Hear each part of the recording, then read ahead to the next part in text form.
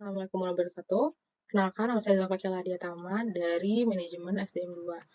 Kali ini saya akan menjelaskan bagaimana peran motivasi dan lingkungan kerja dalam menentukan burnout di tempat kerja, dan bagaimana strategi adaptif untuk kesejahteraan karyawan di era baru.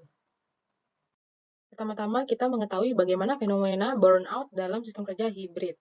Nah, dalam era kerja hibrid ini tantangan burnout semakin meningkat. Memahami peran tersebut, motivasi dan lingkungan kerja yang positif sangat penting untuk menciptakan eh, suasana kerja yang mendukung produktivitas dan kesehatan mental karyawan. Dan mari kita telusuri bersama bagaimana hal ini dapat diwujudkan.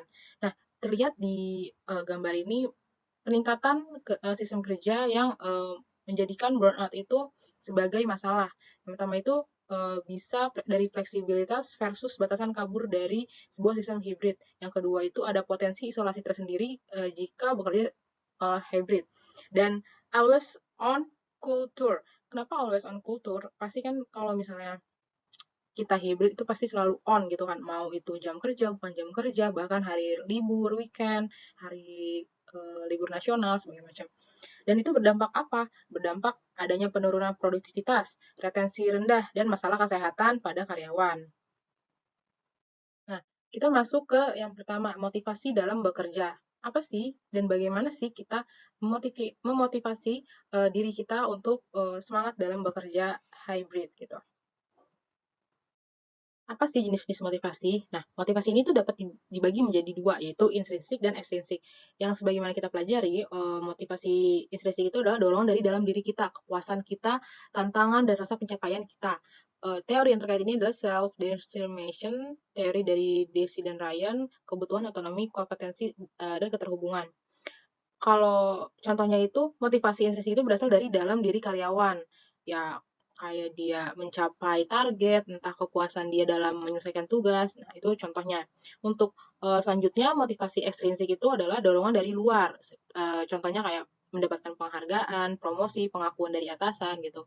Nah, teori yang terkait ini adalah ekspektansi teori dari usaha, kinerja, hasil, dan mendapatkan nilai gitu. Nah, si motivasi ekstrinsi ini datang dari faktor luar, ya itu yang tadi saya jelaskan gitu kan ya. Nah, untuk memahami keduanya itu adalah sebuah kunci untuk meningkatkan komitmen kerja gitu. Gimana ya cara implementasinya? Untuk implementasinya di dalam kerja hibrid bisa kita gunakan pemberian otonomi dalam jam bekerja dan cara kerja. Yang kedua itu kesempatan pengembangan skill dan karir serta sistem penghargaan yang adil dan transparan. Nah, itu bisa menambahkan eh, kinerja dari sistem hibrid gitu. Nah, selanjutnya pengaruh motivasi terhadap kinerja. Nah, motivasi yang tepat dalam meningkatkan kinerja karyawan itu adalah karyawan yang termotivasi secara cenderung lebih produktif, berinovasi, dan memiliki semangat kerja yang tinggi. Dengan meningkatkan motivasi, perusahaan akan dapat menciptakan tim yang lebih efisien dan siap menghadapi tantangan setiap pekerjaan dalam kerja hibrid tersebut gitu. Nah, bagaimana sih strategi membangun motivasi karyawan tersebut? Nah, dalam membangun motivasi dalam karyawan, itu perusahaan perlu mengimplementasikan yang tadi saya jelaskan dan mengimplementasikan juga strategi yang bisa meningkatkan motivasi karyawan tersebut, mulai dari memberi penghargaan, menyediakan kesempatan, dan mungkin melakukan training pengembangan diri hingga menciptakan budaya kerja yang inklusif gitu. Terbuka juga Perusahaan terbuka juga itu penting gitu untuk menciptakan uh, jalinan hubungan antar karyawan dengan perusahaan. Masuk ke poin 2 yaitu lingkungan kerja mendukung untuk kesejahteraan. Kalau yang sebelumnya motivasi, sekarang lingkungan kerja yang mendukung si karyawan untuk lebih baik lagi dalam bekerja.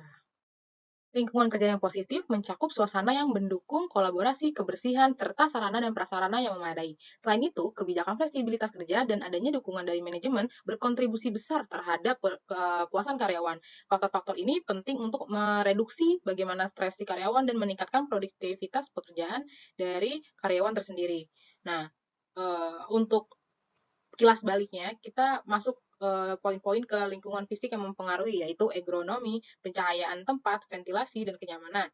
Untuk lingkungan non-fisik, itu ada komunikasi antar karyawan, budaya perusahaan, dukungan sosial dari perusahaan juga.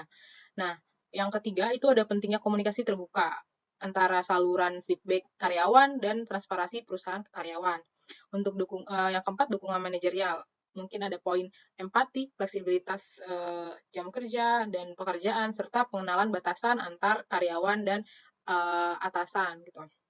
Yang kelima, kebijakan work-life balance. Nah, ini poin yang paling sekarang banget nih. Jam kerja fleksibel, cuti yang didorong, dan program kesejahteraan untuk karyawan. Yang terakhir itu ada kita masuk ke teori yang terkait dalam poin-poin di atas, yaitu ada job demand resource model yang diambil dari Baker dan Demeroyd yang mengurangi tuntutan serta meningkatkan sumber daya.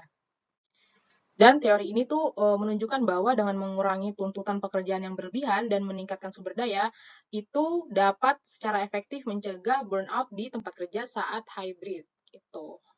Dampak lingkungan kerja terhadap kesehatan mental. Nah, ini sangat penting banget untuk karyawan karena kenapa? Lingkungan kerja yang tidak sehat dapat menyebabkan tekanan dari sekitar karyawan, mental karyawan yang tinggi mengarah pada burnout dan penurunan motivasi. Nah, sebaliknya, lingkungan yang mendukung dapat meningkatkan kesejahteraan emosi, mengurangi kecemasan karyawan, dan meningkatkan fokus pekerjaan si karyawan tersebut. Nah, kesehatan mental ini juga baik menghasilkan hasil kerja yang luar biasa pastinya. Nah, yang kedua ini menciptakan lingkungan kerja yang mendukung. Nah, menciptakan lingkungan kerja yang mendukung ini gimana? Dan itu tuh sangat penting bagi perusahaan karena kenapa? Dengan perusahaan meningkatkan atau menciptakan lingkungan kerja yang mendukung, itu membuat si karyawan ini bisa lebih fokus lagi yang tadi kita jelaskan sebelumnya ya, dan lebih baik lagi untuk mengerjakan pekerjaannya. Nah, begitupun sebaliknya, perusahaan juga akan mendapatkan hasil kerja dari karyawan yang lingkungannya ini didukung oleh perusahaan tersebut gitu. Masuk di penghujung pembahasan kita kali ini, yaitu belajar dari praktik terbaik, studi kasus gitu kan. Kita kan sudah kilas balik di pelajaran gitu. Misalnya nih, di sini ada contoh dari perusahaan, dia ini fokus di motivasi. Latar belakangnya dia tingkat turnovernya tinggi di era hybrid dan feedback karyawan menunjukkan kurangnya pengakuan. Nah, dari sini kan berarti kan kelihatan kalau misalnya si karyawan ini kayak ngerasa, duh kok gue nggak dapet apa-apa gitu, kayak kurang nih perhatian dari perusahaan. Nah, itu intervensinya gimana sih? Nah, si perusahaan perlu mengimplementasikan program peer recognition berbasis digital dan career growth pathway yang jelas. Bisa dibilang kayak mungkin ada training atau jenjang karir yang dijelaskan sebagaimana rupa gitu.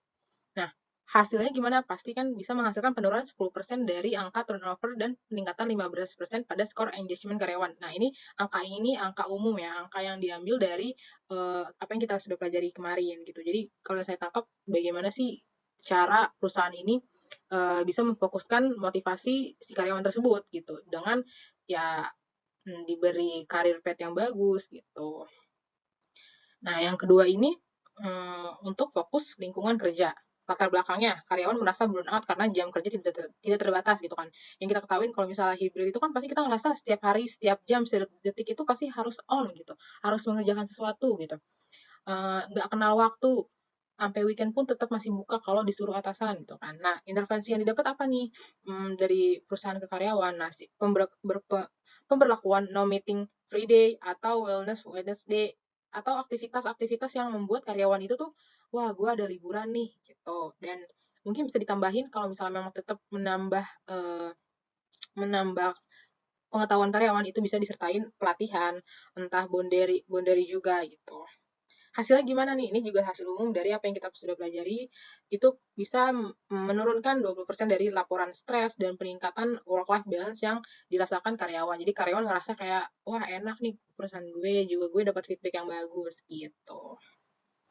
Alhamdulillah udah di ujung pembahasan kita, akhirnya kita dapat menyimpulkan ya, gimana sih motivasi dan lingkungan kerja itu mempengaruhi sistem kerja hybrid gitu kan. Nah, peran motivasi dan lingkungan kerja ini yang yang positif ya pastinya itu adalah faktor krusial dalam menurunkan burnout pada sistem kerja hybrid. Jadi kayak karyawan itu mendapatkan apa yang diinginkan dan perusahaan juga mendapatkan hasil yang bagus dari karyawan. Nah, dengan mengimplementasikan apa? Mengimplementasikan strategi yang tepat yang tadi kita sudah jelaskan dan tidak hanya itu dan perusahaan juga dapat meningkatkan kinerja karyawan dan juga memastikan kesehatan mental yang lebih baik di tempat kerja. Begitu. Terima kasih. Kurang lebihnya mohon maaf. Wassalamualaikum warahmatullahi wabarakatuh.